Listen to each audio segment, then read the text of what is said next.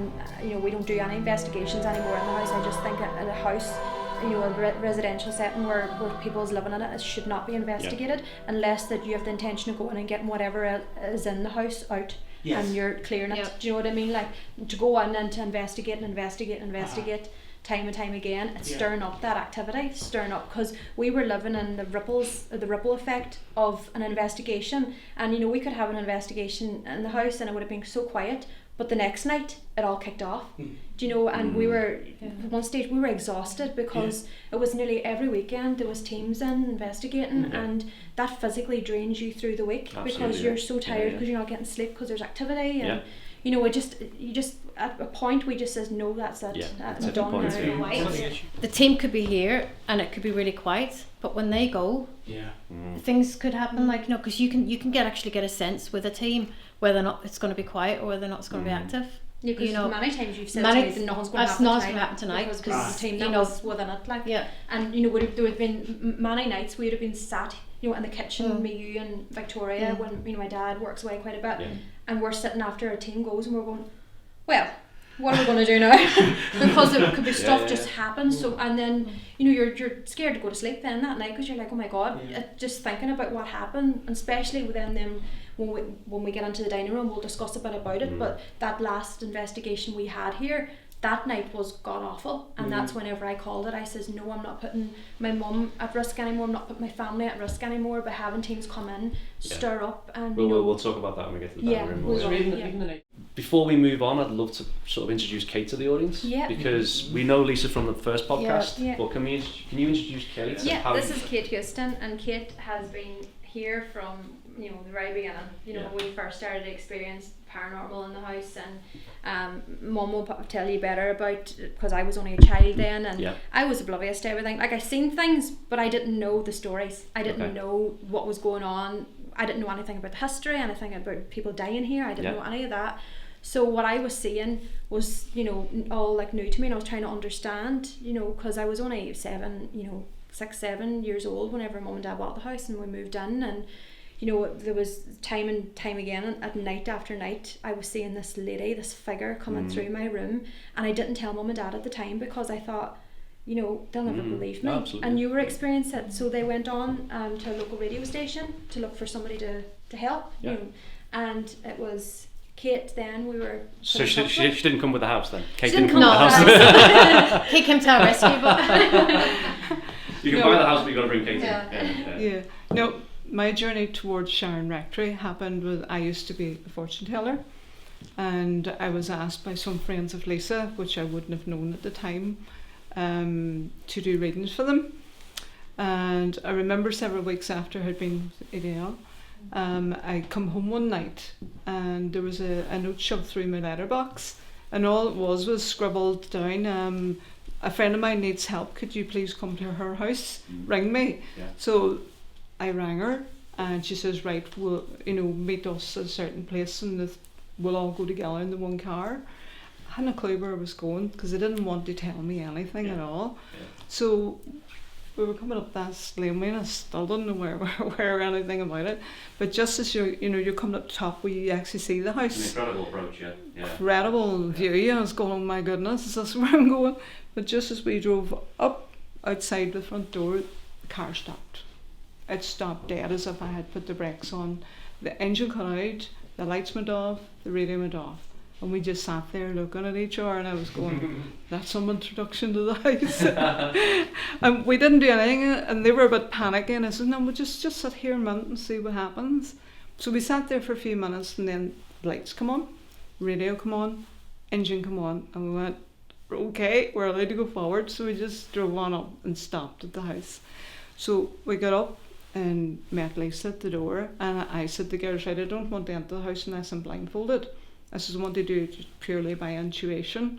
So they guided me around, and one incident was I was going up the stairs, and when I got up the top of the stairs I went into a wall at the top of the stairs and I went, oh, I want to go further up. I need to go further. Why can I not go up further? They never spoke the whole way around. They just let me go by how I felt. So we proceeded to go on round, and at the end of the journey then I took the blindfold off, and Lisa then was able to explain that where I was trying to get further up, there wasn't a third floor, but there was in the past, and that's the extension they've built on now. But I just wanted to get up this, but there was none at the time, and there was a gun in the room, and it just I loved the fact that, you know, the house allowed me to come into it, and it gave me the information itself. When I was blindfolded, I hadn't a clue where I was going to the last minute as well. But it's been an incredible journey since. You know, there's so many episodes been in here, so many happenings, met so many people. I actually found out 2 years ago that I'm actually related to the family. But as I said to you, Chris, it's Sharon is calling back the past. You know, she seems to want the past back. It's like she wants to end it. She wants to bring everything to a closure. You know, all the history of it and all the incidents, you know, so this is what she's about. And if she doesn't want you here, she doesn't let you come back. She really doesn't let you come back. How would you summarise Sharon to you personally and spiritually? What is Sharon Rectory to you? Is it a place where, is it the people who died here have stayed here, or is the land before the house was built? What's your sort of summary so far of your experience as Sharon? To me, there is a history before Sharon Rectory was built here. It's like the salamanders of the earth, you know, all the creatures of the earth, all the spirits of the earth. It's further back than we'll ever know. You know, it's incredible. You feel that more on the outside of the building whenever you're outside. The house was built here. I think there's so many ley lines. When you look out the door, there's Gwennon Fort and there's Burt Castle, and this is like in the centre, or the triangle of it. You know, so there seems to be, it was like a spiritually drawn here. And then all the incidents then in the history of the house. It's like even you finding out recently about, you know, your grandfather. It's everybody's drawn here that needs to be drawn here. Interesting. You know, so to me the house is alive. You know, the structure's alive, the land's alive, but it's all come together over the years, and it's completed itself. You know, when the house was built, it all come together. But all the history to the house was all meant to be to bring us to today. But now she needs to go back and bring the past forward. She needs to bring everything forward to bring to a close. Spencer, you want to say something? Sorry, can I just ask, Kate, you talk about Sharon wants to bring things to a close. I'm just curious, what kind of resolution do you as a family, what does closure mean to the family here? What would closure look like? You know? I think closure, things that remain here, entities, spirits, you know, anything in that sense that want to be here will still remain here. I think that it's just they want their story told the right way. Do you know, because there's a lot of things of people picking up things and you're trying to piece it together, but maybe somebody picked up something different, and I think that is a lot to play in it, where it's, you know, to be the right story to be told, and the way it's maybe supposed to be told, and I think the spirits that remain here will remain here, and spirits that will go. Do you know, so I feel like for us, we've made peace at living here now with the good spirits. It's the negative that drains you, that physically, you know, physically and mentally affects you. That's what I would like, you know, to maybe somewhere along the line, if we can get the right people to maybe try and get that away or clear it or whatever they want to try and do. It's just trying to find that right person, because it's not like we haven't attempted to try and get rid of that, you know, the negative here. We have tried. It's just it's not been done right. Do you know, it's not the, you know, and it could take it doesn't take one night. It could take a period of time, maybe a week, a month, a year, longer. Do you know, so it's trying to find that person that can be here with us and, you know, be on that journey with us to do that and to clear. I do think what here is very old. It's very ancient, and the kind of the dark side of it, like I think it's very, very old, and it's to do on the land, and I feel like that murders that took place here, our own emotions, maybe anger, you know, things like that, any, you know, outbursts or sadness, I feel like that feeds off it. Especially fear. Do you know, I think part of it, our goal is to make this a home. You know, not to be known for all its past, just to be known and be a peaceful home. Mrs. Waller created a beautiful atmosphere in here, and she was known to keep a beautiful home in here, just like Lisa. She's like the modern Mrs. Waller. You know, she keeps the house so beautiful. Everything just fits perfect. And I think that's she's got the right family in here, you know, to close all the doors that have been left ajar or open. And I do think this is all she wants. She wants the house to be a home. And you see the land as well. The land wants to be at peace, because there are so many things that are disturbing the land too, and all the elementals and the spirits. And overall, just the whole land and the house, they just need to be peaceful. They just need to be a home and a beautiful place to rest. When we go into the dining room, we'll talk a bit about her kind of, you know, what we can, her journey basically. Yeah, so what we'll do is we're going to go to the main staircase now in this hallway. I'll tell you a bit about the history of this part of the going back to that night where the murders took place, and the United Irishmen were surrounding the house and shooting through the windows. Hamilton, as I said before, fled from the library into the cellar, and the cellar doorway is just below this staircase here. And his idea was that when he went down to the cellar, that there was tunnels that he would escape through, because a lot of these old buildings would have had tunnels, you know, a network of tunnels that would have, you know, led up then to the exit to the property. And that was his intention. But when he went down, the wall had been bricked up into the tunnels, so he was stuck. So that night, this is where I go back to where there's different versions of this part that I've been researching. A part says that the cook, Mrs. Squire, actually went down to the cellar and actually pulled Hamilton to the door, and, you know, basically handed him over to the United Irishmen. And then there was another piece of the story then where Reverend Waller's niece and Barney McCafferty was supposed to have pulled him through. But within that process, no matter who it was that done it, he held on to the banister of the stairs, and he was pleading for his life at this stage because he knew it was coming to an end. And one of the United Irishmen, came in and went into the living room where we were just in, and held an iron, you know, for the fire, and held it over the fire to heat it up, and they put it to his hands until he let go. So they basically made him pay, do you know, and it wasn't going to be a quick death. This was going to be prolonged. Do you know, they wanted to make him suffer because it's just that hatred they had towards him. He was pulled out to this doorway and he was brutally murdered. Apparently now he was unrecognisable after the attack. There was supposed to have been guards and what would you say, like armed forces is supposed to have came then and basically said, where is your victim? And they said, you know, he's on the hooves of your horses. Do you know, he was supposed to have been scattered in bits across the patio, and he was thrown to the walls of Sharon. So they say too that he lay on the step all night, so the blood seeped through the stone on the step, and the step was actually removed and taken to, I think it was in Trinity College at one stage, and then it was moved into a church. But they says that they tried to wash the blood, but the blood kept reappearing. Wow. So it's like, again, you've got that residual from that night of him dying there, laying there the whole night, you know, within that area, and maybe that's the reason why I just don't like the general feeling of this.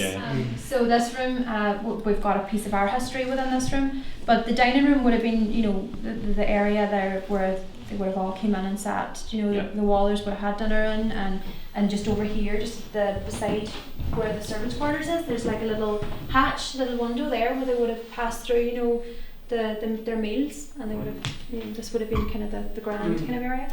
But this particular room with our own history now, do you want to tell them about the history of, was 1998? Yeah, we were actually in the house for a year before we actually got Kate in to help us. Within that year, we were hearing a lot of, you know, door handles at night would be, the bathroom handle would move, and we'd be in bed at night, you would hear the chair coming out like this from the kitchen table. The kitchen cupboards, you'd hear them close. All them kind of noises, but Vincent would say to me, you know, just don't pay any attention to them, they're just settling noises and stuff. So we lived with this for about a year, and it came to the point where we just couldn't do it anymore, and then that's where we actually got Kate in it was September, wasn't it, that we actually, when Kate came to us, it was September, and we actually done a seance in here that night for Kate to help put Mrs. Waller at peace. At that time we actually just thought it was Mrs. Waller. Yes. At that time Yeah. we didn't realise that there were so many other ones here. Kate, then you Yeah, say when... what it was like a journey to let Mrs. Waller, rest, because she'd been tired, and we got the right amount of people here with the right attitude, and we all sat round. It was quiet to begin with. We all held hands because it was important to make a chain in order to create the journey safely for her and to protect all of us as well. But it suddenly became a wee bit obvious that there was somebody circling, going round and round, and people would begin to feel this energy that was going round. It unnerved. I think one left and one had to be escorted out because Vincent was in the kitchen. Yeah, myself and Dad were in the kitchen. Yeah, and he was praying away, so it would help us here. There was a young boy. He was very badly affected by it, really badly affected by it. He had an outer body experience. Pardon? He had the outer body experience. The where he outer body seen himself experience. on the other side Yeah, of the he was room. sitting there and he Yeah. could see himself standing over there. Yeah, it was getting more and more intense, and we had to hold our hands firmer and firmer because it was like it was trying to break the circle. If it had broke the circle, it would have been disastrous. It would have been just anything could have been let out. But we stood our ground. We stayed strong. We held on tight.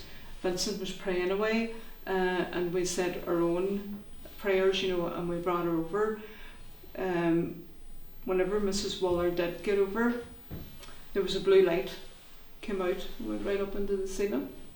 And then Emma, you found out something after that then? Yeah, my grandmother, she lives just a few minutes up the road, and she's kind of at a height, and her neighbour actually approached her a few days after and asked what was going on in Sharon a few nights ago.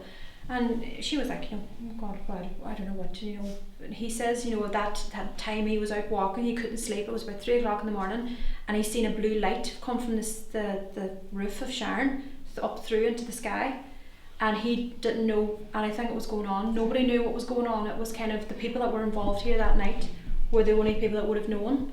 And for him to say that then to my grandmother and ask what was going on, and then basically it validated kind of what you were all kind of experiencing here and seeing the blue light. But whenever I was in the sitting room with my dad, in the kitchen with my dad, I just remember him that we had the big old range and all the candles. Just the whole place was in darkness. It was just candlelight, and it was just that atmosphere itself. It was just, I just remember feeling so cold. In the house I was wrapped up in a blanket, and I wanted to go to the bathroom at one stage, and I went into the bathroom, and just the atmosphere from leaving the kitchen into the hallway to go to the bathroom was just different. It just was all feeling different. But there was when we were sitting in the kitchen, there's a few doors in the kitchen, and one of the doors actually opened. And I think this was at the time you were calling Mrs. Waller through. Yeah. And the door opened in the kitchen and it closed. And then the other door opened in the kitchen and closed. It was like a walk very through. intense journey. I think it was 6 hours? 6 hours Yeah. or something. It It didn't seem like 3 or 4 o'clock in the morning, I think it was, before it we actually didn't finished. feel like there was that amount of hours that it took. It was shocking to find out how many hours, because you were in the moment and you were just concentrating on trying to help her go over and rest because she was so tired, but you were also fighting what was circling round and round and affecting each person individually. So you were fighting this, and you were trying to keep calm in order to gently take Mrs. Waller over. But thankfully it all worked out in the end. Each of you had an experience though too. Didn't somebody hear the gunshot from it was like Mrs. Waller was taking taking them all on a journey that night, because somebody experienced they heard the gunshot, somebody experienced the pain that Mrs. Waller had. Yes. Somebody had the emotion. It was like Yes. she just basically played out that night. Everybody was affected. Every single person was affected. Yeah, so that's this room. I think for it kind of it's because that happened. That's kind of marked here now in this room too. So that kind of residual kind of feeling remains here.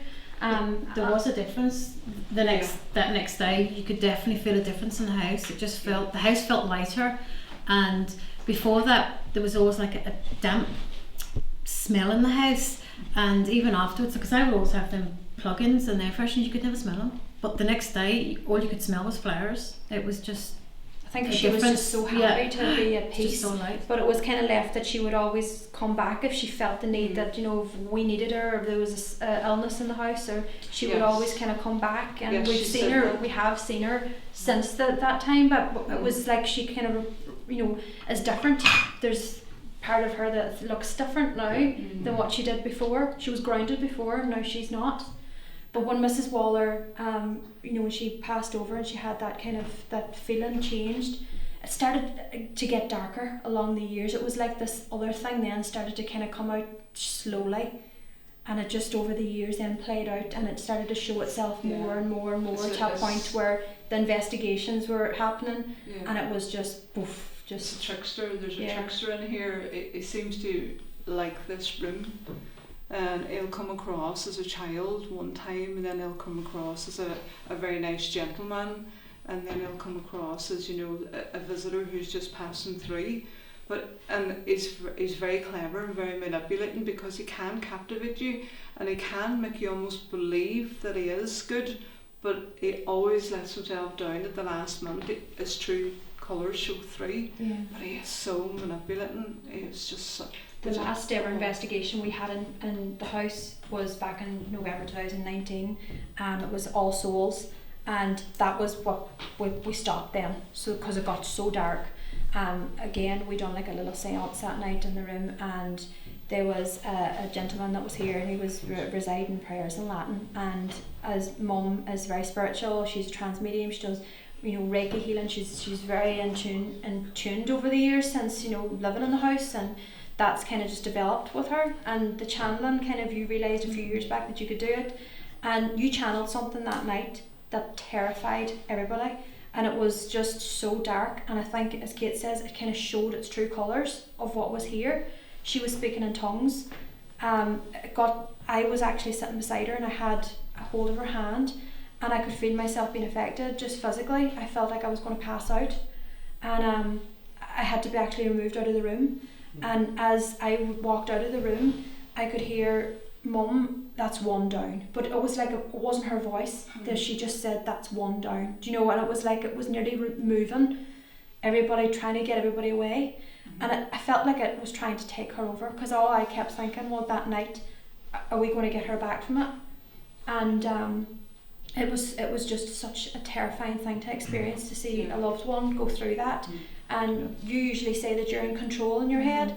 It got to a point where you weren't in control anymore, and you know, her head kind of sunk into her torso, and it was like she was, the way that she was going, that she physically couldn't do, you know, a person couldn't physically do it the way that she was moving into her body. And you know, you let a unmerciful scream from the core of your stomach just come out, and it was the longest scream, and I remember reliving that scream for weeks after. It was just in my head. I was waking up from it, and it just was terrifying. And I called it then. I says, "This needs to stop," because there was a language she was coming out with that we didn't know anything. You know, Mum doesn't even know Irish. No. Do you know? And it was just, you know, just to come out with these words. Oh, we can help you get it transcribed. Yeah, we can help you get it translated. Yeah, yeah, no problem. It'd be interesting. Even Lisa's face would have destroyed. Yeah.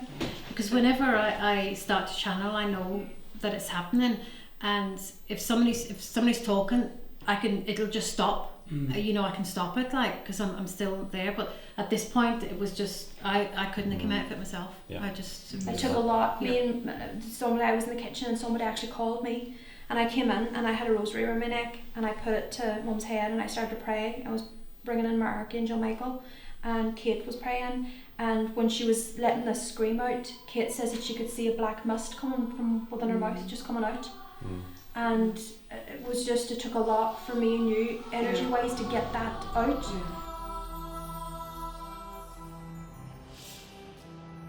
Vincent heard 3 knocks on the window. Just the way she was standing, you could see her hair, you could see like the bows in the dress, but there was no face, there was no body. It was like a mist, and she formed within the room and just slowly just walked straight in through into Mum and Dad's room. And I woke and I seen this 7-foot shadow figure just standing at the bottom of the bed. I knew then at this point that this was it. And this part of this room, I just don't think anybody could live in it long term. When I came in here, it was very heavy feeling, but it's actually coming from someone in here. It's not coming from them, but it's coming from around someone in here.